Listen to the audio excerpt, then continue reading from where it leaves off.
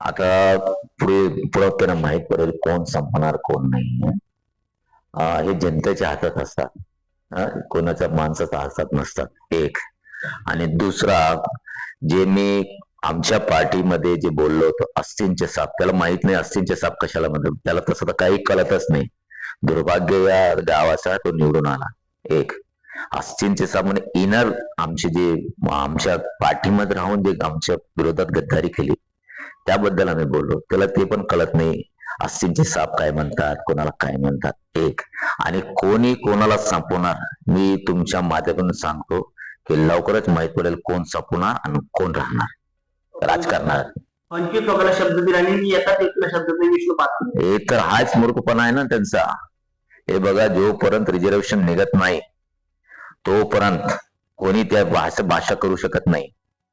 आणि आमच्या पार्टीमध्ये आम्ही बोललो की आमचा अधिकार आहे, आमच्या लोकांना बोलू आम्ही ते आमचा अधिकार आहे. जसं तुमचा अधिकार आहे तसा आमचा अधिकार आहे.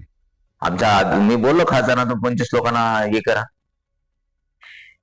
हा, आणि म्हणजे त्यात ते म्हणजे मी काही म्हटलं तर त्याच्या व्यक्तिगत घेतो का तो? त्याला काही कळतच तर नाही. आणि कोणाचं राजकारण संपले लवकर माहित पडेल.